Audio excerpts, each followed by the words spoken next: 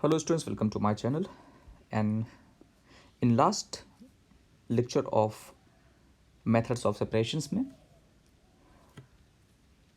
we have seen how to separate a mixture having large difference in their components, difference of the boiling points.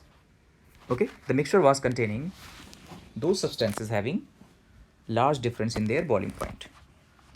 So for this we have used the separation technique, the simple distillation, in which lower boiling point substance gets evaporized and it is collected like this, as we have taken the example of acetone plus water.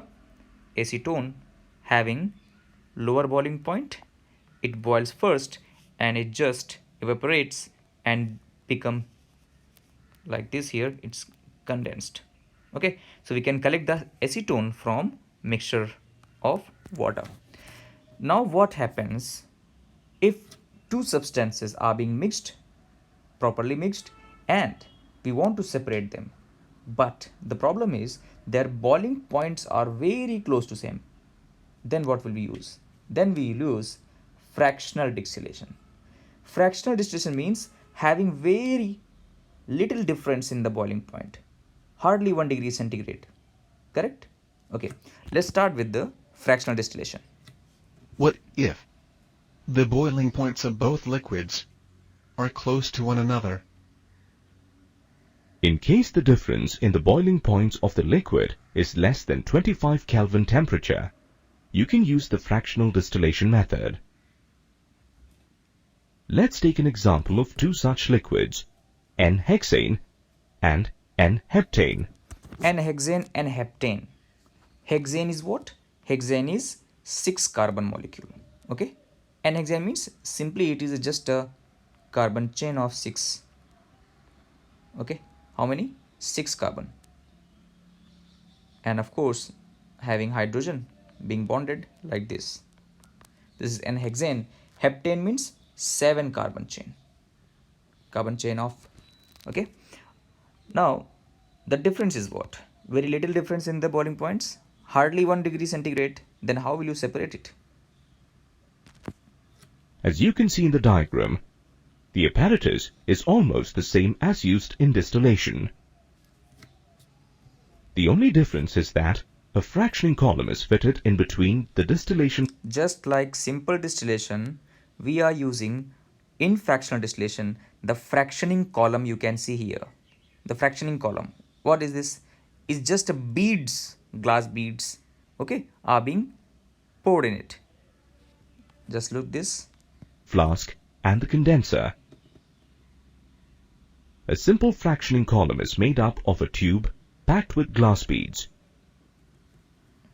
The beads provide the surface for the vapors to cool and condense again and again. The fractioning columns obstruct the smooth upward flow of vapors. During this process, only the vapors of N-hexane, which has a lower boiling point, pass through and get condensed in the condenser.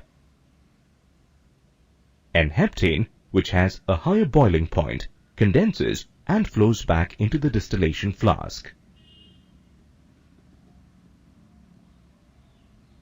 Phew. That sounds complicated. Not really. Let's try to understand the process.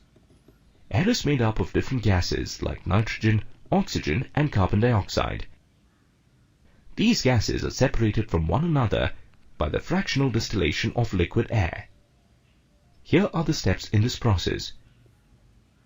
Air is compressed in the compressor and cooled in the refrigeration unit. Thus, the air gets liquefied. The liquid air is passed through a filter to remove impurities and then fed into a tall fractional distillation column. Make the diagram of the separation of air technique. Make the diagram. You can just pause the video, final video, and you can make the diagram and write it in your homework. From near its base, the apparatus is warmed.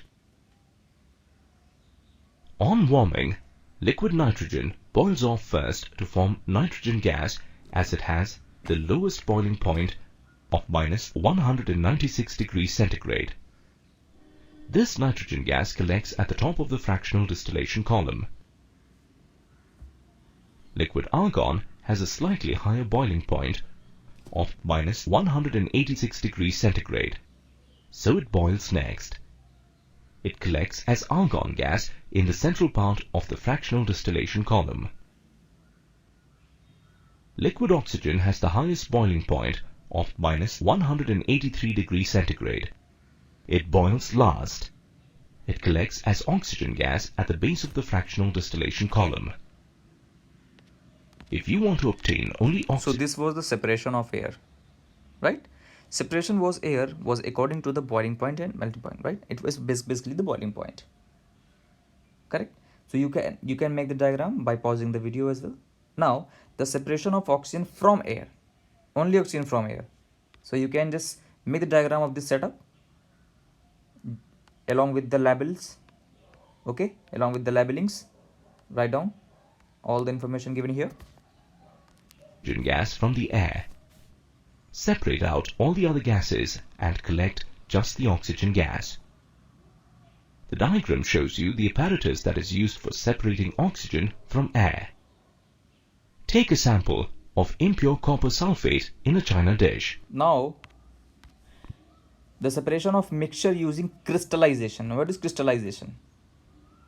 You have seen water crystallization, and we are here using the term separation of mixture using crystallization technique. Just see the question. Dissolve the copper sulfate using as little water as possible. Filter the copper sulfate solution. Next, evaporate the water from the solution so that you get a saturated solution. Cover the solution with a filter paper and leave it at room temperature to cool for a day. Don't disturb the setup. After a day, you will find crystals of copper sulfate in the dish.